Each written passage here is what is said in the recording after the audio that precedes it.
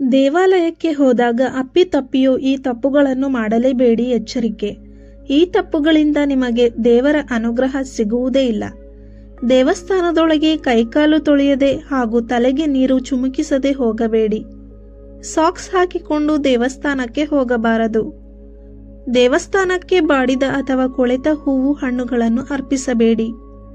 ದೇವಸ್ಥಾನದ ಹೊಸ್ತಿಲು ಅಥವಾ ಕಿಟಕಿಗಳಲ್ಲಿ ಕರ್ಪೂರ ಹಚ್ಚಬಾರದು. ದೇವಸ್ಥಾನದಲ್ಲಿ ಪ್ರದಕ್ಷಿಣೆ ಹಾಕದೆ ಮನೆಗೆ ಬರಬಾರದು.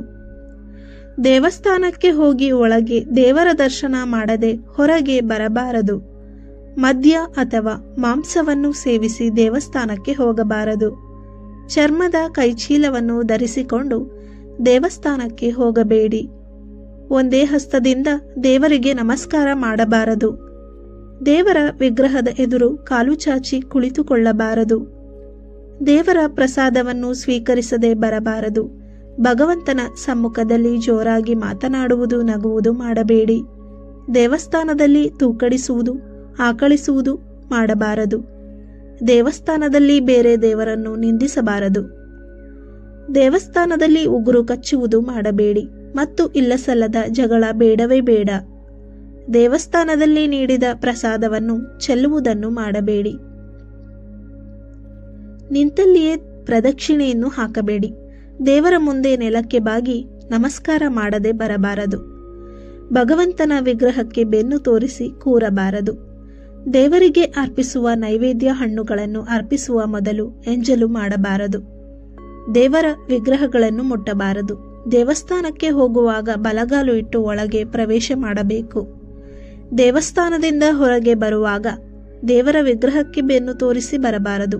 ಹಿಮ್ಮುಖವಾಗಿ ನಡೆದುಕೊಂಡು ದೇವಸ್ಥಾನದಿಂದ ಹೊರಬನ್ನಿ. ದೇವಸ್ಥಾನಕ್ಕೆ ಹೋಗಿ ಅಲ್ಲಿ ಕುಳಿತುಕೊಳ್ಳದೆ ತಕ್ಷಣ ಹೊರಡುವುದು ತಪ್ಪು. ನಂತರ ಸ್ವಲ್ಪ ಹೊತ್ತು ಇದ್ದು ಹೊರಡಬೇಕು. ದೇವರ ದರ್ಶನ ಮುಗಿಸಿ ಹಿಂದಿರುಗುವಾಗ ಗಂಟೆ ಬಾರಿಸಬಾರದು. ದೇವಸ್ಥಾನದಲ್ಲಿ ಮಾಡಿದ ಅಭಿಷೇಕ ತೀರ್ಥ ಹರಿಯುವ ಜಾಗವನ್ನು ದಾಟಬಾರದು. ತಲೆ ಸ್ನಾನ ಮಾಡದೆ ಮಡಿ ಬಟ್ಟೆ ಉಡದೆ ದೇವಾಲಯಕ್ಕೆ ಹೋಗಬಾರದು.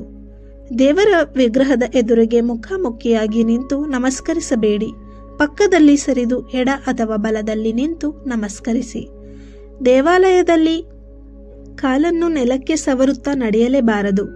ದೇವಾಲಯದ ಆವರಣದಲ್ಲಿ ಜೋರಾಗಿ ಮಾತನಾಡುವುದು ಅಥವಾ ಗದ್ದಲ ಮಾಡಬೇಡಿ.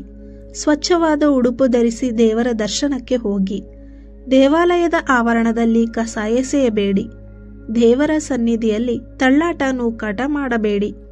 ದೇವಾಲಯದ ನಿಯಮಗಳನ್ನು ಪಾಲಿಸಿ.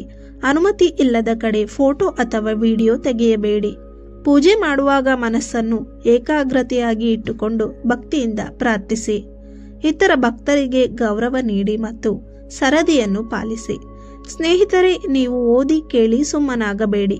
ಇದನ್ನು ಇನ್ನೂ 10 ಜನರಿಗೆ ಶೇರ್ ಮಾಡಿ. ಹಾಗೂ ಈ ಮಾಹಿತಿ ನಿಮಗೆ ಇಷ್ಟವಾಗಿದ್ದಲ್ಲಿ ಲೈಕ್ ಮಾಡಿ, ಶೇರ್ ಮಾಡಿ. ತಪ್ಪದೆ ಚಾನಲ್ ಅನ್ನು ಸಬ್ಸ್ಕ್ರೈಬ್ ಮಾಡಿ. ಧನ್ಯವಾದಗಳು.